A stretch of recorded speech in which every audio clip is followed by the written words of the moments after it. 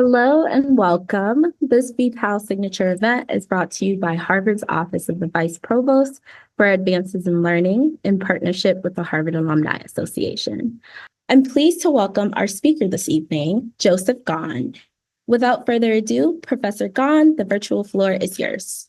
Thank you, Alicia, for that really warm introduction. And I'm delighted to join you all today and to share some of my thinking and insights from over my career. Let me just start with a brief introduction that's a little more personal. My name is Joseph Gahn. It is the English word gone. It comes from the fact that my great-grandfather, the first Gahn and the progenitor of our family line, was sent to a federal Indian boarding school or industrial school at the age of 5 years old. And at that time, the practice was to take your father's Indian name, translate that into English, and give that to you as a surname. And so his father's Indian name was Gone to War. So the administrators at this school just clipped it to Gahn and called him Freddie Gahn. So that's where that comes from. I am Ani Grovant. We are people on the Fort Belknap Indian reservation in north central Montana. And I come from the Azure and the Brisboe families on my dad's side, and the Gahn and the Crazy families on my mom's side. And you can hear that I carry my mother's surname. I always say it's a good thing she didn't hyphenate her own family names, or I'd be a psychologist named Dr. Gahn Crazy, which might not be the biggest appeal to some of my clients.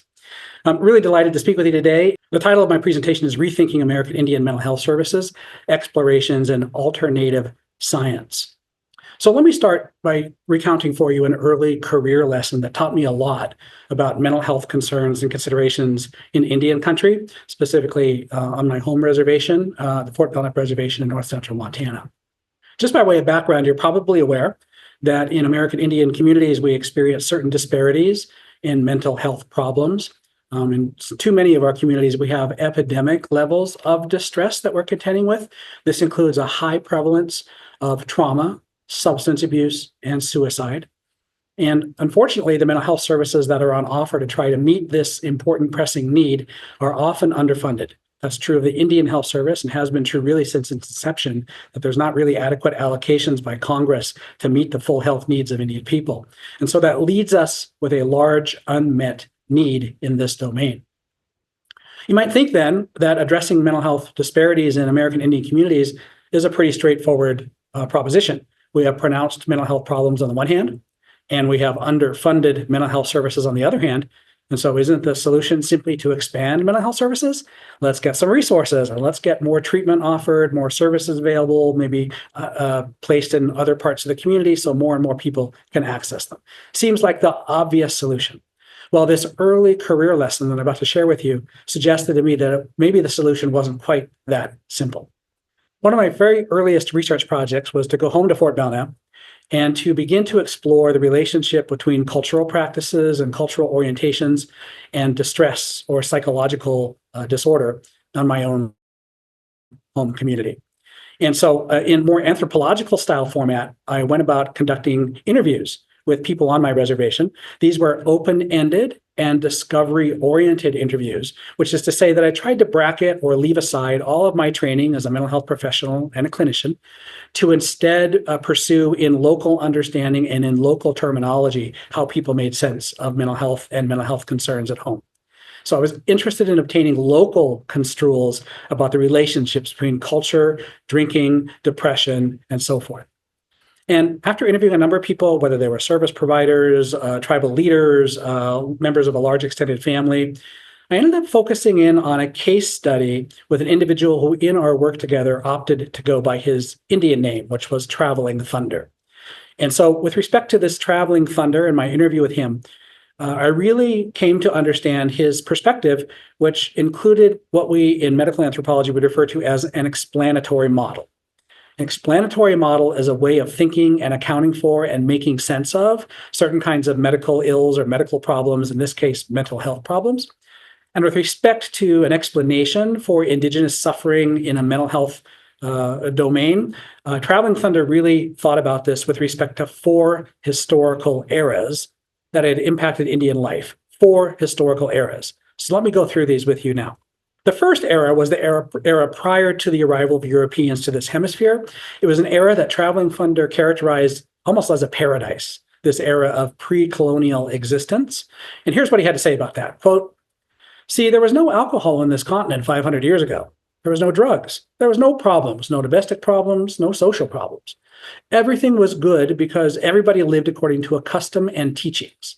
And there was no jails, no hospitals, there was no prisons, no insane asylums. There was none of that stuff because everybody lived according to a strict custom. And so here in this first description of an era of pre-colonial existence, Traveling Thunder talked about a kind of perfect harmony and balance in Indigenous life at that time, owing, as he said here, to strict observation of custom, cultural practice, and cultural protocol that kept things in balance and harmony. Of course, this wasn't the only era to endure. Traveling Thunder also acknowledged a second era in the wake of colonial contact, one era characterized, at least in our neck of the woods, by conquest. And here's how he described this era of conquest. Quote, "But when the white man came, they forced the Indian people to get rid of their way, their religious spiritual beliefs. They forced them to trade their economy, which was based on the barter system and on living off of the land, the wildlife, fish, and herbal medicines. Then they turned around and forced their culture on them, their religion, their beliefs, their foreign ways onto them by taking all the young people out of the homes and putting them away in boarding schools and forcing the white man's teachings on them. It's genocide." So here we have in this era of conquest, a description by Traveling Thunder that really accounted for an annihilation of custom, a subjugation of religion and culture and spirituality in a way that was consequential for Native peoples in our own home communities. This then led to a third historical era that Traveling Thunder characterized with loss, that is, the post-colonial effects of this history of subjugation. Here's what Traveling Thunder had to say about this era of loss. Quote, "If you don't know your own true oral history, your true oral traditions and customs, and where you come from, and what's supposed to be important to you, well, you're going to feel empty. You're going to feel like you don't belong, because we don't fit in with the white man's system. We never did, and we never will." It basically boils down to pride. If people ain't proud of who they are, where they come from, and what they're doing, then they're going to be doing these things, alcohol, drugs. And once you're into alcohol and drugs, you're going to probably get into a depression. And you're going to not feel worthy of being a human being, and you're going to want to kill yourself. And so here in this description of this third post-colonial era characterized by loss, Traveling Thunder really indicated a form of anomie leading to pathology. Now, anomie is a term that really means no law. But in the context of psychology, it has more to do with a loss of purpose and belonging and identity and how to live life. And in this sense, Traveling Thunder is saying this loss of all of those orienting aspects to a good life can lead to distress and suffering. And more importantly, Traveling Thunder characterized the origins of this anomie and this pathology as what he referred to consistently throughout our interview as the white man system. He's deliberately invoking and identifying the so-called white man system as pathogenic, as creating suffering, creating distress and disorder and illness and dysfunction. So the white man system, he said, was responsible in this third era of loss. Fortunately, according to Traveling Thunder, we weren't stuck forever in this era. There was instead a fourth era, an era of potential post-colonial remedy for these problems through a kind of revitalization of culture and spirituality. Here's what Traveling Thunder had to say about this fourth era characterized by revitalization. Quote, "After we looked around and realized that we left something behind, we started going back to the hills to fast. We started going to the sweat lodges to pray and to sweat. We started going to the elders to learn. We never was happy living like a white man. I would give the credit to the Creator and to the spirit world for pitying the people to allow us to get our sacred traditions back. To me, what that ceremony does is you're calling on the Creator, the spirit world, for life or for good health or for a good, clean mind, an alcohol and drug-free mind. Or you're calling on the spirit world for guidance or for survival even survival." And so in this era of revitalization, which really dates back to about 1969 with the emergence of the American Indian movement and a whole progressive group of actions that led Indian people to become proud again of being Indian, heralded a return to sacred custom, to sacred practice that Traveling Thunder thought was important for remedying the problems of mental health like drinking and depression and so on.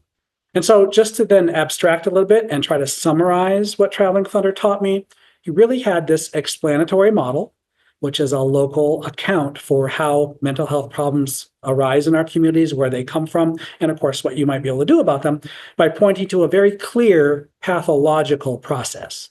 And this was right in the words that I read to you. He talked about cultural repression, the white man system, and so on, leading to a form of anomie or a loss of identity and belonging and purpose and what it means to live a good life, which then leads to substance abuse. He said you could feel a depression that would in turn lead to worthlessness and ultimately even suicide.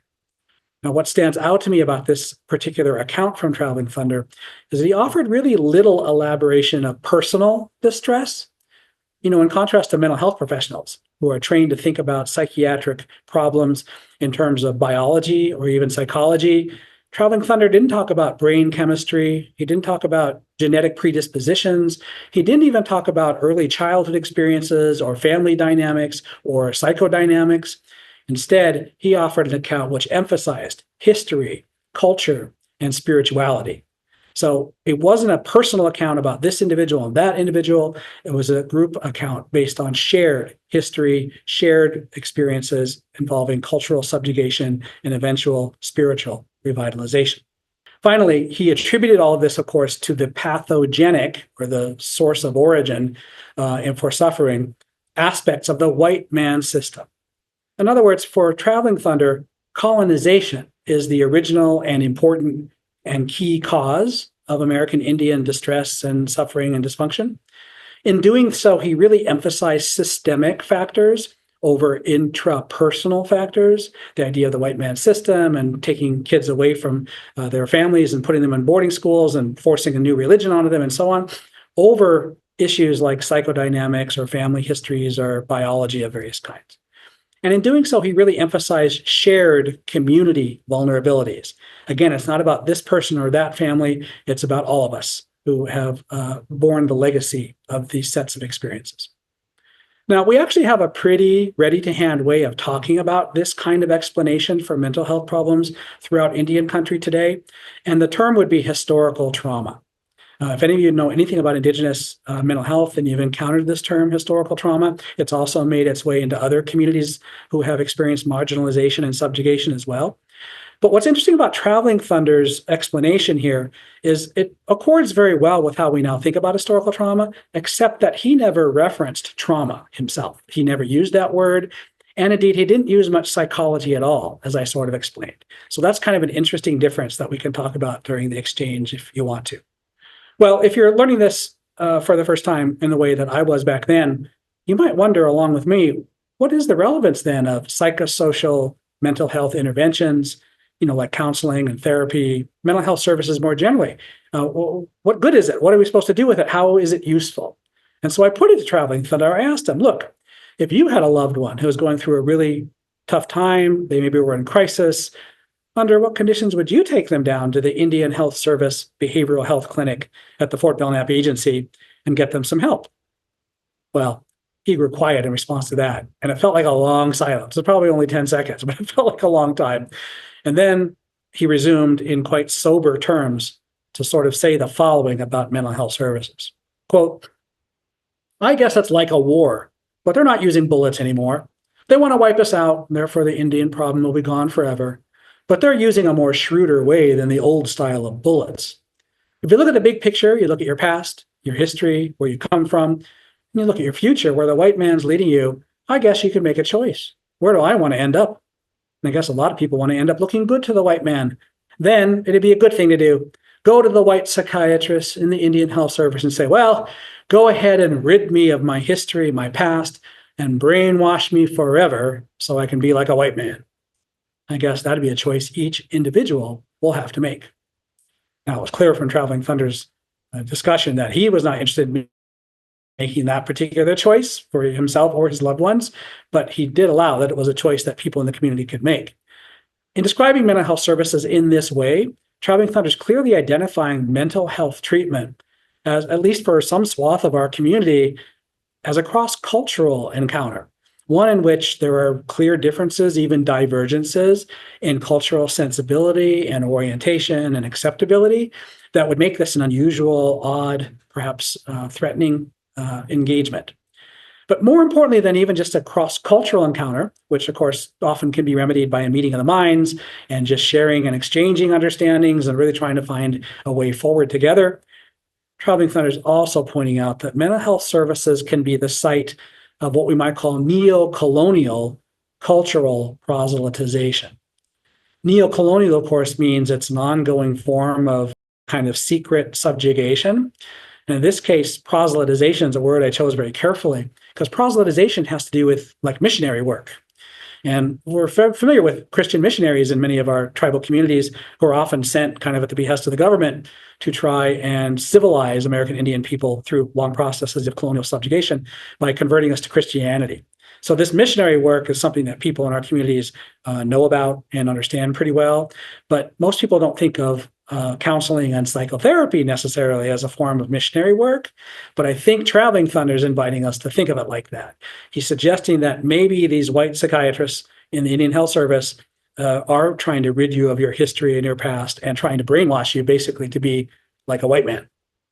So if you return back to the original dilemma we had, which was on the one hand, we've got an epidemic of certain kinds of mental health distress and suffering in our communities. And on the other hand, we have underfunded services to try to help people contending with those issues. Shouldn't we simply expand those services to make them more widely available? And I think once I had heard from Traveling Thunder and others in my community in this early research project, I was able to conclude maybe it's not quite that simple because we really have two problems we have to sort out along the way. The problem of cultural difference and the problem of cultural dominance. Now, the problem of cultural difference, of course, is that when it comes to counseling and therapy, that those approaches to therapeutic benefit, to healing, if you will, come from a distinctive cultural setting that's not the same as the cultural settings that Indigenous Americans occupied at the time of European arrival. And so we have proceeded from historically distinctive cultural settings. And at least some of these practices in our Indigenous communities today continue to persist in ways that still seem distinctive in important ways. This is true, for example, with respect to some very old views about the power of thought and therefore of words to create reality. That's a kind of a cosmology understanding of some of our religious perspectives in which what you think and what you say is understood to maybe be effective in the world. And so this can really affect what you say to other people and what's acceptable to say when it comes to moral valence and moral accountability. Some things are not allowed to be said by good people. And these in turn reflect back on aspects of selfhood, of what it means to be a person in the world, etc. So there are persistent cultural practices that structure Native life even today that continue to diverge from some of the assumptions of a counseling and therapy that might say instead, hey, say what's on your mind, speak it, let it all out, which could be in conflict with some of these older understandings in Indigenous life.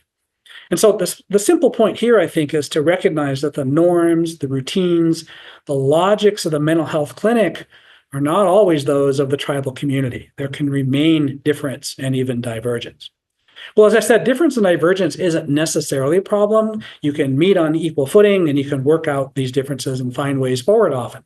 But it's the problem of cultural dominance that exacerbates this dilemma, which is to say that Indians and Native peoples have inherited this long legacy of colonial subjugation. I mentioned the boarding schools or the industrial schools, which were coercive mechanisms of cultural assimilation or civilization for Indigenous youth. You know, the actual slogan of these boarding schools was "Kill the Indian, save the man." The idea that, you know, we're hopelessly savage, backward, primitive, and that we can't become modern people unless we abandon all of our traditions and our heritage and instead adopt only modern, Western or European ways of life. And the very same power asymmetries that structured that long history of colonial subjugation endure today in many important respects. Some things have changed, of course, and some things have improved, but not everything is as it should be. And these asymmetries in power, impact, and influence persist in ways that continue to endanger Native life, Native tradition, and Native well-being.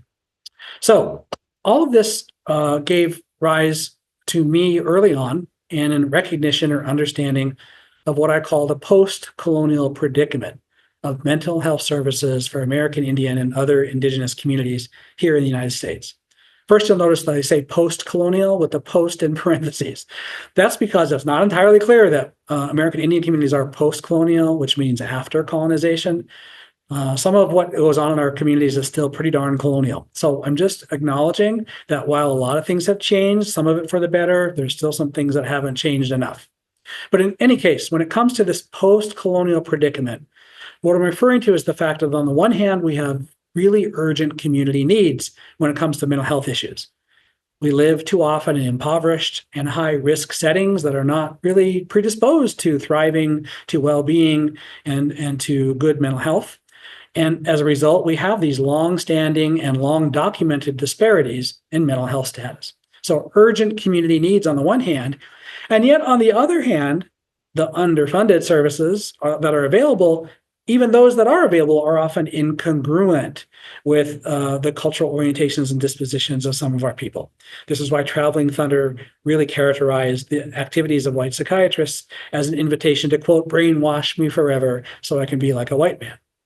And this incongruency of mental health professional work and Indigenous suffering has been attested to by community anecdote and the research evidence that can pick up that anecdote in a systematic way. I'm thinking of a colleague, Melissa Walls, her mentor, Les Whitbeck, who worked a long time in some Midwestern Great Lakes tribal communities, where they asked in open-ended fashion of parents of young people who were in this study, in a time of crisis or a time of mental health need, who would you turn to?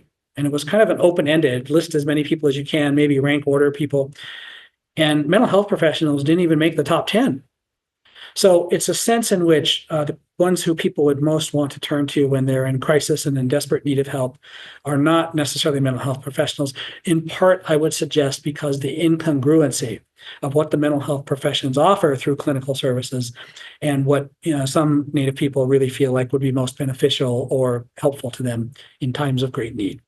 So this was my early career lesson, and it really has changed everything that I've done ever since in terms of the kinds of research activities that I've undertaken and the kinds of partnerships I've developed with Native communities to design alternative and innovative helping services that might link to and find continuity with Indigenous tradition, more so than necessarily trying to roll out or deploy counseling and therapy and the latest, greatest evidence-based science-related treatment.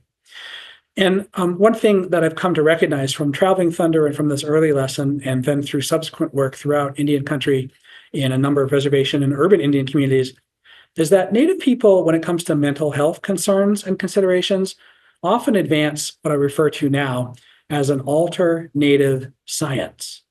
Alternative science. So what is an alternative science? I presume you get alternative, right? Science with a PSY is merely gesturing to the fact that we have a lot of expert knowledge in the sciences, PSY, the clinical sciences. This is psychiatry, psychoanalysis, psychology, psychotherapy, okay, the sciences. There's a lot of expert knowledge about what makes people tick, what goes wrong when they end up in distress or crisis, what to do to help them get better, a lot of expert knowledge. Now, a lot of the sciences throughout their history have sought to anchor the activities, the treatments, the assessments, the interactions with patients and clients in a therapeutic manner in empirical research, in SCI science. They want it to be a scientific endeavor. We do very careful research. We learn things from that research, and the learnings from that research become the foundation for our practice. But the thing is, there's always has been and always will be all kinds of additional expert knowledge that factors into how we treat and help people above and beyond what any amount of research can ever tell us.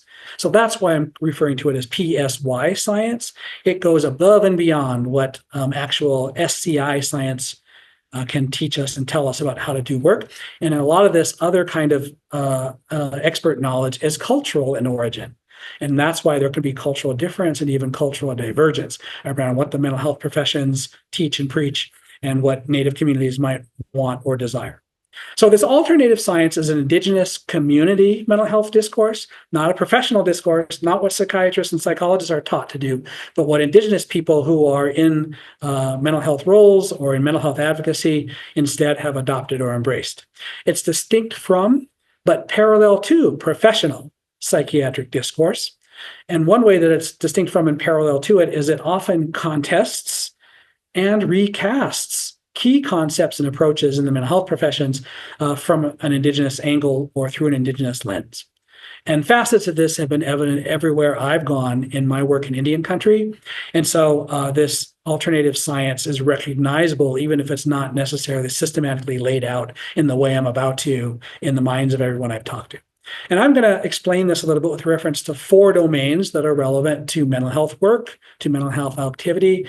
And those domains are the domain of distress, the domain of well-being, the domain of intervention, and the domain of evaluation. Okay, distress, well-being, intervention, evaluation. I'm just going to talk about some aspects of each of these 4 domains relative to this Indigenous alternative way of viewing this in comparison and really in contrast to professional psychiatric discourse before we wrap up today. So the first domain is the domain of distress. What really is wrong? How do we even make sense of what we describe as being wrong? And therefore, that helps to guide how we might intervene. In this domain of distress, the alternative science, the one that's different from professional mental health discourse, is not really particularly interested in mental disorders as classified and codified in the Diagnostic and Statistical Manual of Mental Disorders, or the DSM.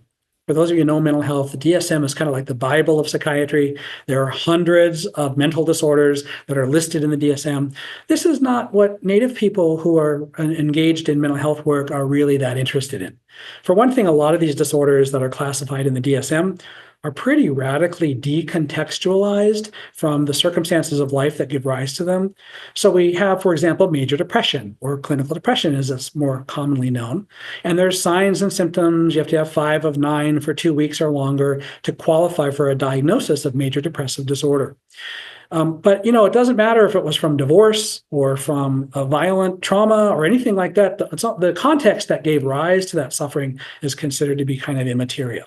Same with substance use disorders and so on. Moreover, some of these DSM disorders as classified in the Bible of psychiatry are kind of selectively incomplete. We don't really have disorders of rage, which is something in Indian country I think we could recognize, or disorders of identity, which in Indian country is in some ways almost where everyone looks to understand how best to help people who are suffering a disorder of identity, because Native people were taught that we were savage and primitive and our way of life was trash. So these are the kinds of disorders that would loom large in Indian country in terms of accounting for these forms of suffering, but they're not in the DSM. And finally, there are questions about measurement issues.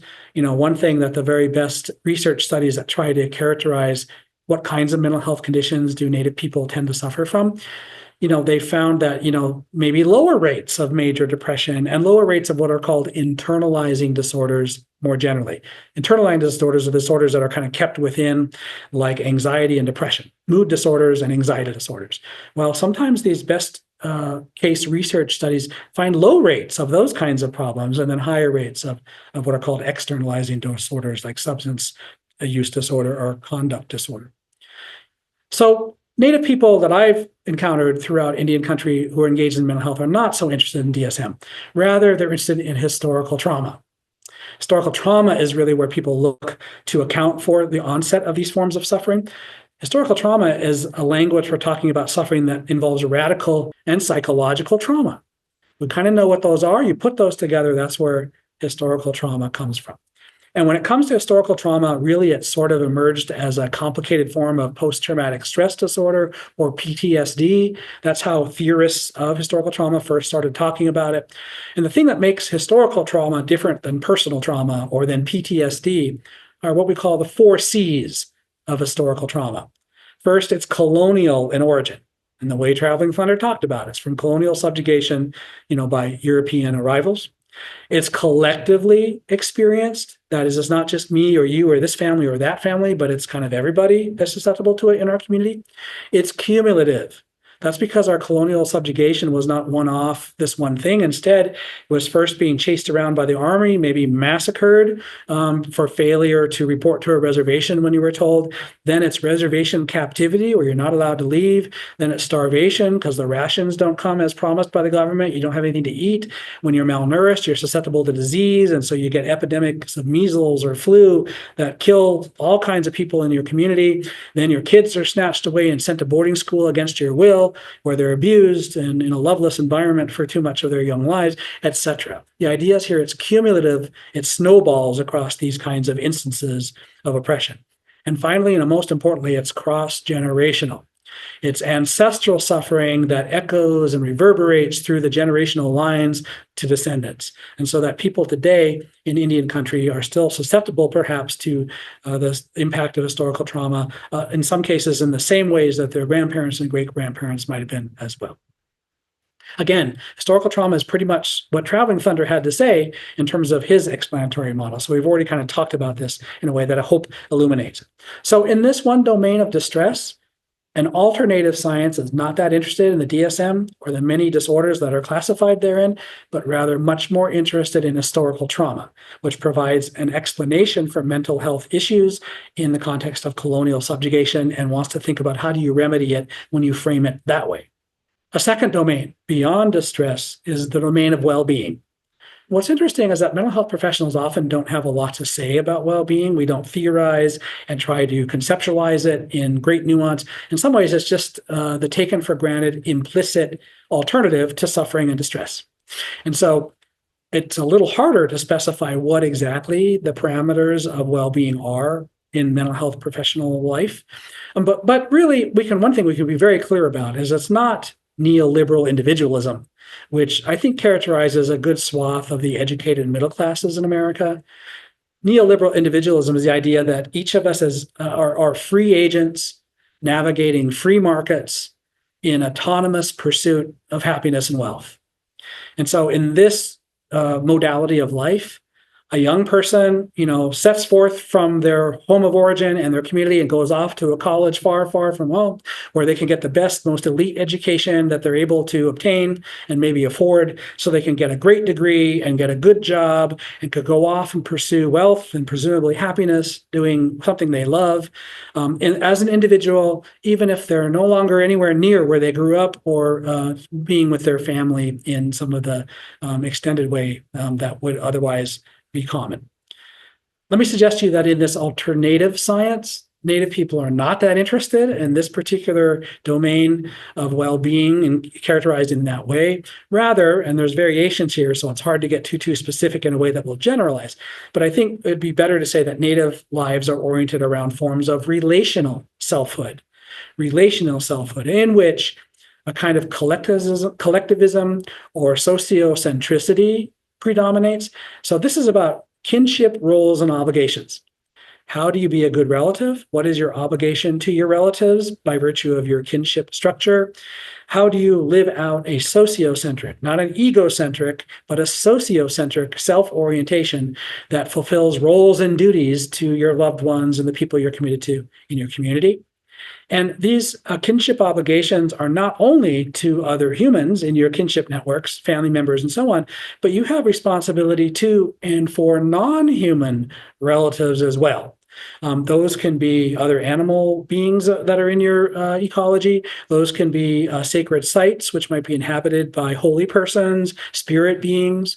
And so really this reflects not just an egocentric self-orientation of the neoliberal individualism, a rejection of that, but also an embracing of what we might call an ecocentric self-orientation, which cares a lot about the local landscapes and landforms and the fact that maybe there are relationships to persons, non-human persons, who inhabit places around you and animate the ecology in which you live, and a cosmocentric self-orientation, one in which you are engaged and in relationship with spirit beings, spirit persons in ways that are really, really important to be engaged properly if the community is going to have a good life. And all of this relational selfhood, I would suggest to you, gives rise to even a different psychology. So we're used to, in the words of a famous psychologist like Paul Ekman, the 6 basic human emotions. mad, glad, sad, and so on. These are the basic human emotions.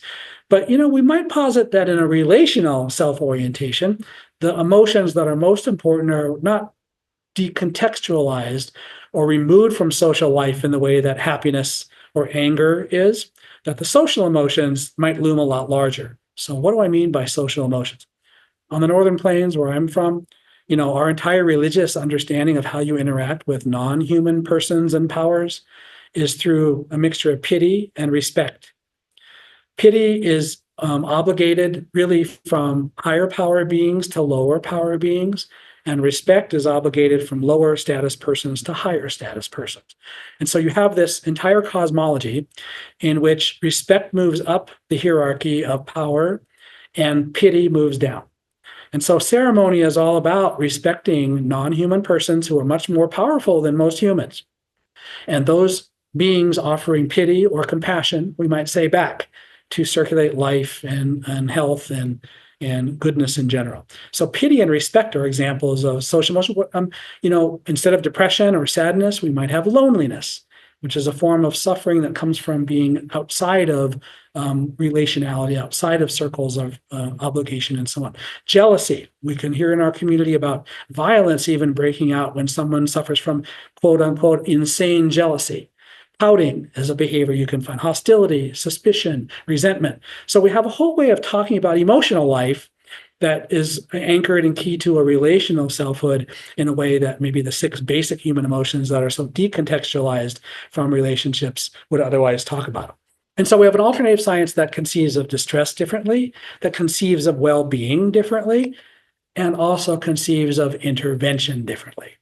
So when it comes to the mental health professions, one ideal, it's not the only ideal, but it's a pretty predominant ideal, is that we really need to engage in empirically supported treatments and evidence-based practice if we want to maximize people's well-being in the context of mental health services. Empirically supported treatments are treatments that are scientifically studied in experimental ways so that we have confidence that they are likely to help people by virtue of reducing their symptoms and improving their functioning. These scientific experiments produce evidence. This evidence then supports that these treatments are efficacious or helpful or therapeutically beneficial to people. And these are cultivated through human ingenuity and technical proficiency. It's like bringing your best and brightest rational minds to these problems and trying to be creative and harnessing principles of behavior and how can you intervene to change behavior and change response in light of our best thinking. It's often certified by a pretty distant and really abstract or rarefied professional expertise. The way you learn about this is you read scientific journal articles that report the findings of the latest, empirically supported treatments that have arisen through experimental procedures. And of course, the benefit of all this is dependent on a certain kind of what we might call psychological mindedness.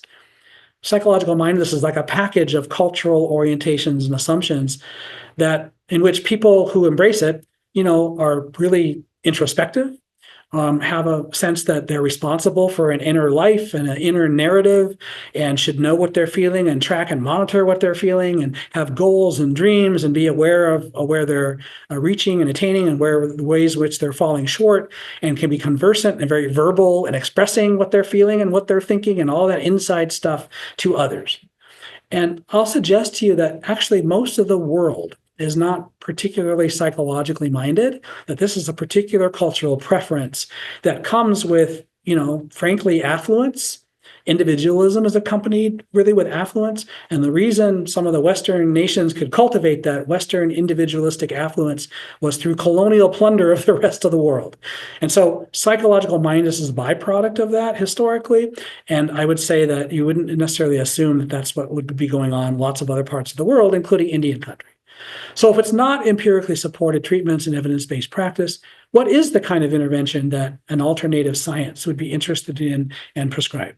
Well, in my work and in my experience, and what I hear from people is an interest in reclaimed traditional healing practices. In fact, sometimes what people have said throughout my entire career, as we talk about evidence-based practice, empirically supported treatments, would you be interested in learning the latest therapeutic modalities? No. We don't need the latest, greatest evidence-based practice. Our culture is our treatment, people will say. By which they mean they're looking back to tradition and to therapeutic practices that are our own, and trying to figure out how we could harness those for therapeutic life today. These reclaimed traditional healing practices are often mediated by ritual leaders using prayer and ceremony in our communities. And so ceremony becomes a really important therapeutic domain. And in most of our communities, you can't just put on a ceremony because you want to. You have to go to the right people who know and have the right to perform those kinds of ceremonies. And so that's a place where healing and the therapeutic can happen. And ultimately, ceremony is a recognition that health and mental health and well-being are really dependent on powerful non-humans who circulate blessings and life to Native people, maybe to all people on the whole planet. And so traditional healing practices are engaged in a sacred endeavor in which non-human persons and powers are petitioned and begged and pleaded with for health, for help, for long lives. So we have an alternative science in which distress is really configured as falling from historical trauma, in which well-being is forms of relational selfhood, in which intervention is about reclaiming traditional healing practices through ceremony and prayer. And finally, it also conceives of evaluation of these therapeutic practices a little bit differently as well. So the domain of evaluation is one in which, we wonder, well, what will help someone who's going through a tough time, who's suffering in this particular way? How can we benefit them? And of course, the mental health professions tend to think that, scientific outcome studies are the way that you try to find this out. You engage in scientific experiments. You try to basically develop a treatment technique that you can train, 5 therapists to deliver in a standardized format. And then you get 100 different people who you then assign half of them to get that treatment and half to just wait on a list until it's their turn. And then you do scientific data collection to find out if the people differ based on whether they got better in response to receiving the treatment or not. These are scientific outcome studies. Well, scientific outcome studies can be seen to extend a rationality. I've talked about human ingenuity being really the foundation and the basis for these kinds of approaches to treatment. In some ways, science is kind of a cognitive prosthesis that we as humans engage in. We can only compute certain things off the tops of our heads, but some patterns start to get too fuzzy when complex questions for us to really ascertain what the solution or what the answer is. And so science can help us through statistics to identify patterns that exist that we can't see, just casually or compute off the tops of our heads. But scientific outcome studies and scientific knowing more generally tends to presume a kind of mechanistic materialism. First of all, it doesn't necessarily believe in spirit or soul or anything like that. It's about, matter and the world around us and, what you can see. And it's mechanistic in the sense that it's sort of a chain of events. It's like dominoes falling. If you knock the first domino, the 100th domino will fall eventually through a whole chain of things that happen. And it's a mechanism. There's no personality to it. There's no, compassion or a spirituality associated with it at all. And of course, science adopts skepticism.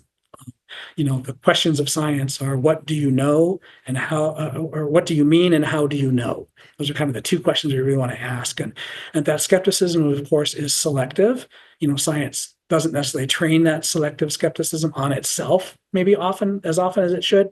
And so you can end up with like idealism around science, or what we might call scientism, if you're not careful, a belief in science beyond what it could really provide. My point here, though, is that this alternative science is not so enamored of scientific outcome studies. It's rare that you hear Native people say, oh, we need a scientific study to help us to understand this better. Rather, there's a celebration of indigenous ways of knowing. And, an example of this, I'll tell briefly, is a story from when I was working with the Blackfeet Nation substance abuse treatment program. We were together in a partnership designed to try to harness Blackfeet therapeutic tradition for addiction treatment. They already did the usual addiction treatment that happens all around the country. They imported it. They, had a cultural group and a cultural counselor, but it was really the same kind of treatment you could get lots of places. And so we started to work together on, well, what would it look like to design an addiction treatment program that would harness Blackfeet therapeutic tradition, whatever people there thought that meant, instead of importing from the outside in the way they were. And so we ended up going to a ceremonial gathering of the Blackfeet Crazy Dog Society. This is a neo-traditional grassroots cultural society that is dedicated to revitalizing what they call the, quote, old Blackfeet religion, unquote. Not new pan-Indian modern stuff that's, more native, shared across different reservations, but the Blackfeet way. And so here I and the cultural counselor were sitting in this ceremonial gathering, waiting to make our case to ask them to help us identify what are the Blackfeet therapeutic traditions that matter. So we were waiting, and about 2 hours into the ceremony, the ceremonial leader issued a pause and then turned to Danny and I was expecting him to say to Danny, "Okay, so what can I do for you?"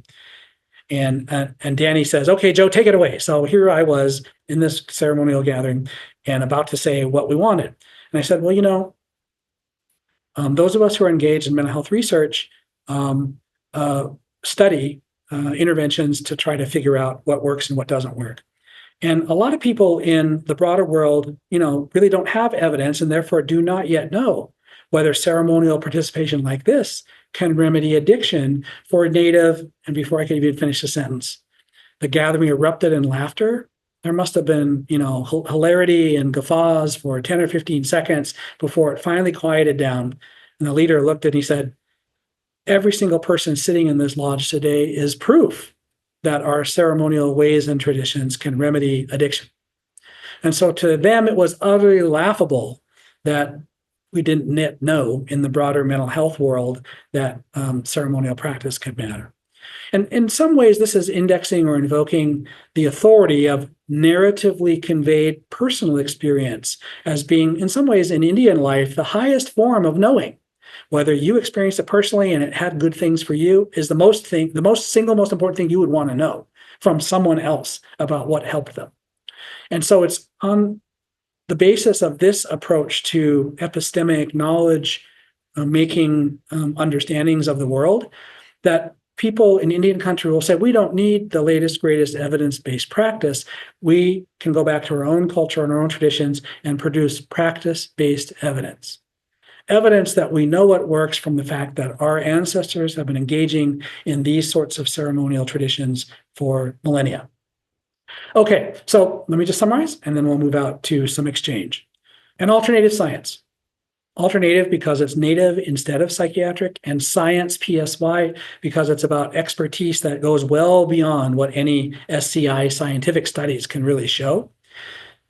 We have really an indigenous para-psychiatric framework that contests and recasts mental health knowledge.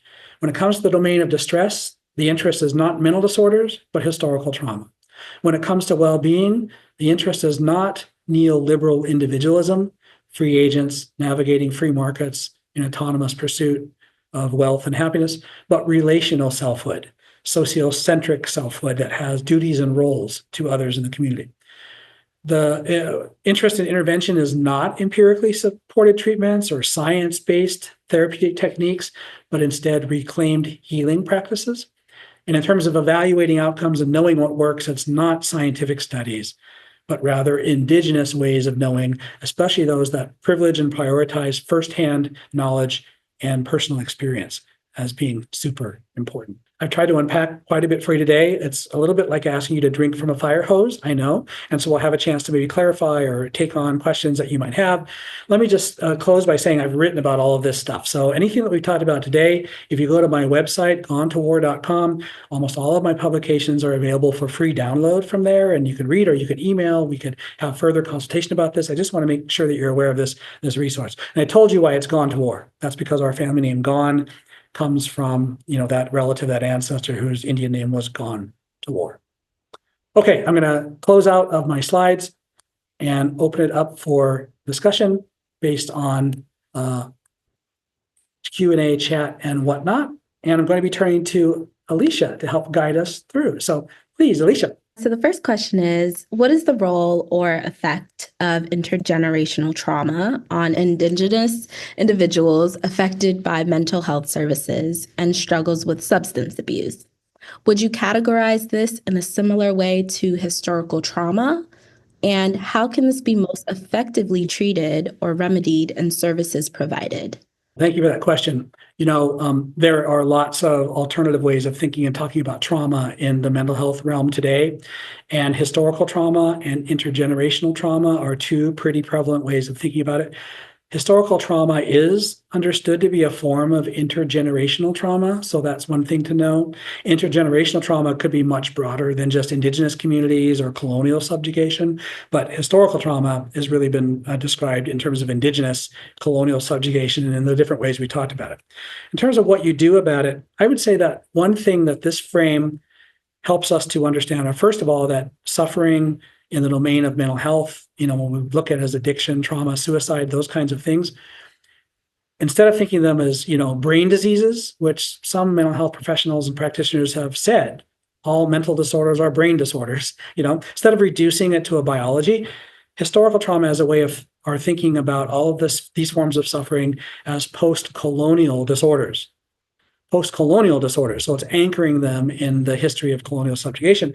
And what that does is that reframe helps us to think about a different way to remedy them. And so often the kinds of approaches that Native people themselves will suggest help most with respect to remedying, say, addiction, are cultural practices, spiritual traditions that are Indigenous. And in part, one reason, there's multiple reasons, like, of course, I told you about the religious reasons, calling on non-human spirit persons for health and help and long life is something a lot of our communities have done since time immemorial. But besides that, there's also the idea that essentially our identities have been waged war upon through the long colonial encounter. And so we've been taught that we're primitive, savage, inferior. And that is cemented in part by everyday kinds of racism and discrimination, which Native people can find just going off their reservations into surrounding white communities too often. And so, and in the schools, when they have white teachers who don't value them as much, et cetera, there's just lots of domains of everyday life where anti-Indian racism is still pretty persistent. What that does is cements a sense of inferiority. And so we tend to think then of the domain of Indigenous identity as being one that's in desperate need of rehabilitation if we're going to come to a different sense of who we are and how we could live a good life and how we might overcome addiction and trauma and those sorts of things. So a big implication of framing these problems as post-colonial disorders resulting from intergenerational historical trauma is that identity becomes a domain of refashioning and rehabilitation, where having a proud and robust Indigenous identity becomes key to turning things around. Another question is, I really appreciate your research and analysis. It sounds very parallel to a way to analyze the experience of Blacks in the U.S. with the history of our community and the trauma of having been enslaved. How effective is your analysis of the challenges to mental health experienced by American Indians applicable to the response to historic and current trauma of Black U.S. citizens? How is alternative science applicable to being Black in the U.S.? I wouldn't say that alternative science is necessarily applicable outside of Native people, because it does partake of some facets of colonial subjugation that are kind of distinctive to Native people in the United States. But that's not to say that intergenerational trauma or collective trauma, there's been proposals for what we call a post-slavery syndrome. So Black scholars, Black mental health experts, probably Black community members have been engaged in also trying to figure out ways to language and describe the suffering that comes with a long legacy of enslavement in the U.S. and, of course, ongoing racism and discrimination in ways that put in jeopardy Black well-being. And so there would be differences and similarities both, I think. And I think this is an instance where you'd want to take care to work around specifics that are really helpful. So I'll give you an example of a difference that plays out. I think when it comes to Black people and almost any other group in the United States, a key signifier of difference is whether your group has been allowed historically to marry into whiteness. So if your group was allowed to intermarry with white people, then there's a little different standing that comes with that, because then you have kids, of course, who are mixed, and then a different acceptance and a different tolerance and different sense of openness happens. Black people have been pretty readily excluded that for the longest of most of our groups, and there remains a form of really bitter, really punishing, really relentless anti-Black racism that you can see in the United States in a way that doesn't necessarily touch any other group to that degree in its pervasive way. And so, even enslavement and that legacy, which of course where a lot of this comes from, is distant, but that punishing, relentless anti-Black racism is right here and now, too many places. And I think that this is one way to think about a difference that could matter. But some other things are, slavery is different than colonial subjugation.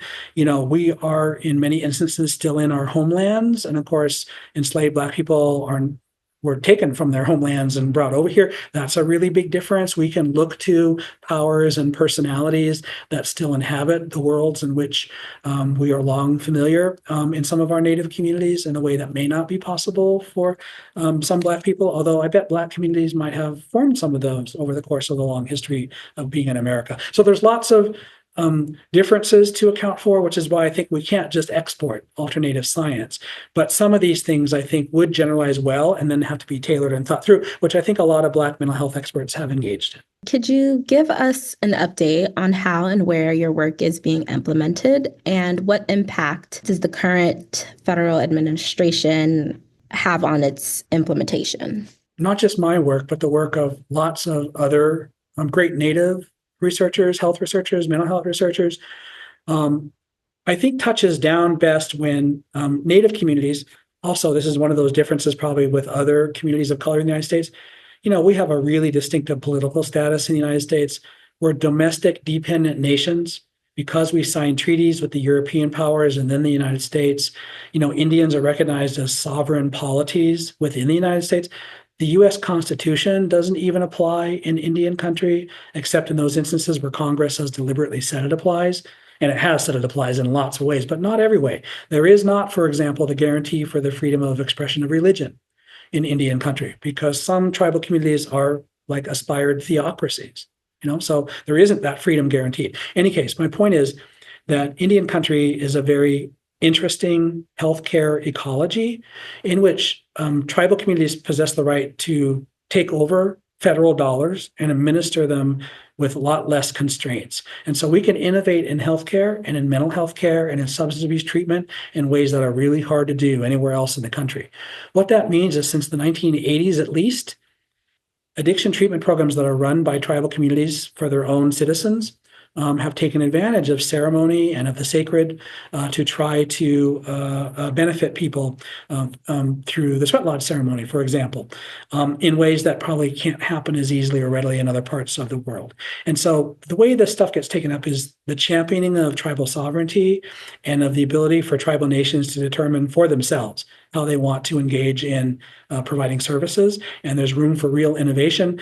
And some of the work that I've done, which you can find on my website, is working with the Blackfeet Nation on developing the Blackfeet Culture Camp as a remedy for addiction, for example, working with their urban Indian health clinic in Detroit to develop an urban American Indian traditional spirituality program for members of that community. These are all examples that there's not time to go into today, but that you can read about on my website. Do you find somatic-based practices to be helpful when working with First Nation folks? The carving of the world into the psychological and the somatic is itself a probably European heritage way of thinking. Native people tended to think more holistically, in which mind and body are not really segregated in that way. And so let's take a commonly understood therapeutic ceremonial practice, the sweat lodge ceremony, which is about spirituality because you're praying to non-humans, which is about psychology because there's a lot of intense emotional experience and expression happening in the sweat lodge, and verbal communication of suffering, albeit not necessarily to humans, but to other than humans through prayer. And there's definitely somatic stuff happening. It's very uncomfortable, and you're sweating profusely, and you might even feel sick. And that suffering that sacrifice is understood as part and parcel of what goes on to get the attention of those non-human persons who are required for intervention for health and help. So the separating out of the somatic is what's unusual about it. Probably we would want to think more holistically about the ways in which these practices can benefit people. Thank you, Professor Gahn. And with that, we'll wrap up the evening. And thank you all for joining us tonight. We hope you'll join us for more signature events soon. Information on upcoming events as well as recordings of past ones can be found at vpal.harvard.edu/vpal events. Thank you.